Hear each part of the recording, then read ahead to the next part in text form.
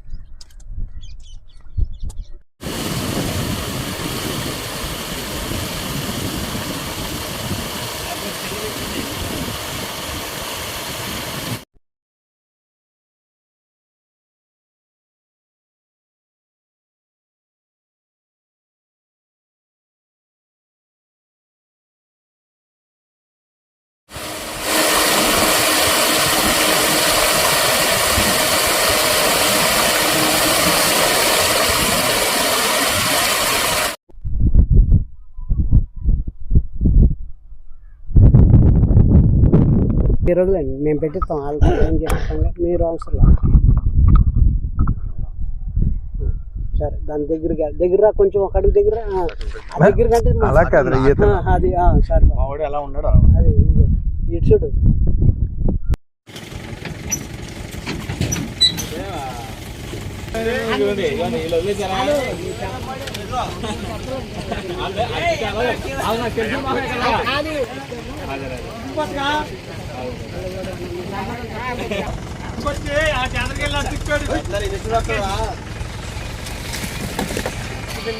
ఇలా దొరకకన్నా.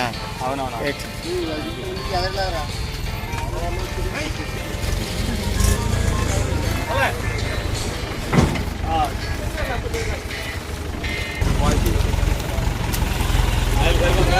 పేరు సమయం రామాంజనేయులు అండి. నేను ఆక్వా రైతునండి. 10 సంవత్సరాలుగా ఈ ఫీల్డ్లో ఉన్నానండి. ఈ మధ్యకాలంలో రొయ్యలు మేతల రేట్లు 8 నుంచి 10 రూపాయలు పెంచుతామని ఆందోళన వచ్చిందండి. అందరూ ఆక్వా రైతులందరూ ఆందోళన చేస్తే దాన్ని హోల్డ్లో పెట్టి ఈ ప్రాసెసింగ్ యూనిట్లు, ఫీడ్ వాళ్ళు ఒకటేనండి. ఈ మధ్యకాలంలో దాన్ని 10 నుంచి 20 రూపాయల నుంచి 50 రూపాయలు డౌన్ చేశారండి రేట్లు. కొద్దిగా రైతులు ఆదుకోవాలి కింద కూర్చున్నామండి ఈ ప్రభుత్వం. ఏమంటారు ఈ రొయ్యల రేట్లని ఈ కూటమి ప్రభుత్వం నిలకడగా ఉంచాలని, ఈ రేట్లని నిలకడగా ఆదుకోవాలని కోరుచున్నాం.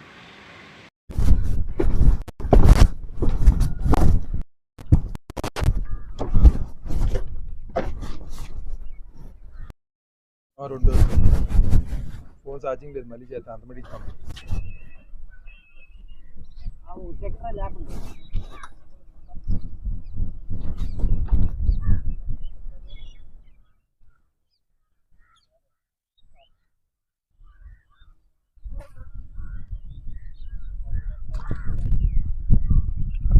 అందరికీ నమస్కారం.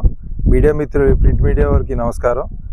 నేను 2012 నుంచి వనామీ కల్చర్ చేయడంలో ఇంత సంక్షోభమైన పరిస్థితులు ఏనాడు ఎదుర్కోలేదు. ఆర్థిక పరిస్థితులు ఎలా ఉన్నా కూడా రైతులు నిలదొక్కునే పరిస్థితి లేదు. రొయ్యల మార్కెట్ గత 2012లో 240 రూపాయలు, 250 రూపాయలు అమ్మినప్పుడు టన్ను మేత 50,000 ఉంది. ఫ్యాన్ సెట్లు కూడా ఈ రోజుకి కోవిడ్ కాడి నుంచి ఇప్పటి వరకు 20 నుంచి 30% పెరిగి రైతుల పరిస్థితి దుర్భరమైన పరిస్థితిలో ఉంది. రైతుల్ని ప్రభుత్వం ఆదుకుంటుంది అనుకుంటే ప్రభుత్వం కూడా రైతులు వెన్ను మీద నుంచుని ఇబ్బందులు పెడుతుంది.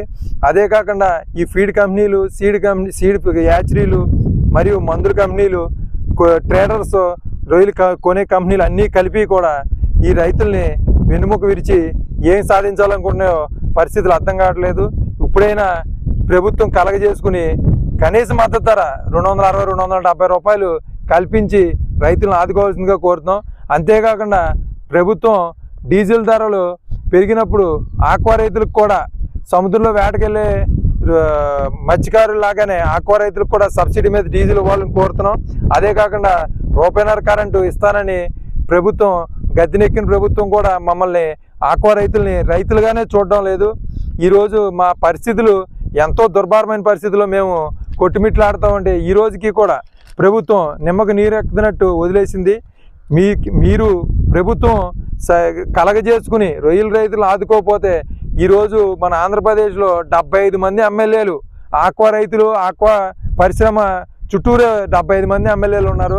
ప్రకాశం నుంచి శ్రీకాకుళం దాకా, ఒంగోలు నుంచి వెస్ట్ గోదావరి దాకా మొత్తం అంతా ఆర్థిక పరిస్థితులన్నీ కూడా వనామీ మీద ఆధారపడి ఉంది.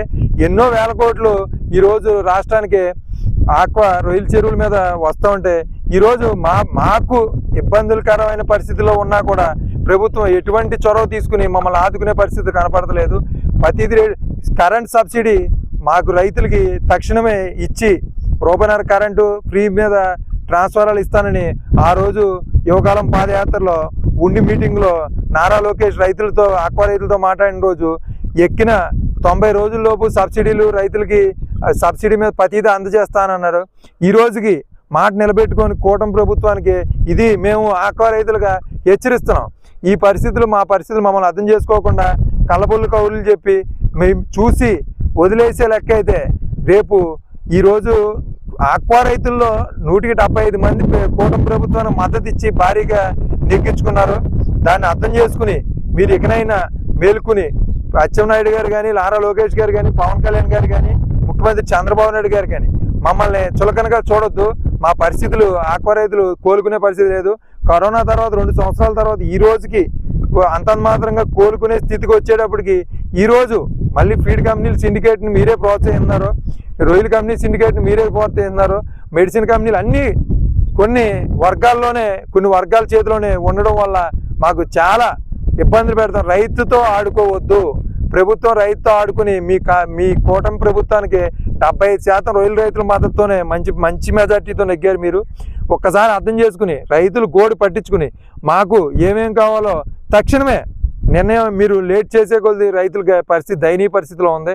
మీరు అందరూ అర్థం చేసుకుని దీన్ని మీరు వితిన్ 3-4 డేస్లో ఏదైనా మీరు కలెక్ట్ చేసుకుని చేయగలిగితే చేయండి. ఎంతోమంది రైతులు నష్టపోతున్నారు, మీకు అర్థం చేసుకోండి. లేకపోతే ఆక్వా రైతులు ఈ రోజుకి ఏనాడు ఇంత ఉధృతంగా రోడ్డు ఎక్కిన పరిస్థితులు లేవు. మీరు ఇప్పుడు కూడా ఆదుకోకపోతే మా పరిస్థితులు ఎవరో తీర్చే పరిస్థితి లేదు.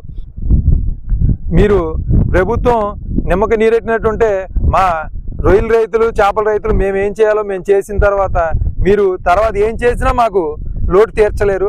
ఆదుకోండి ముందు ప్రభుత్వాన్ని.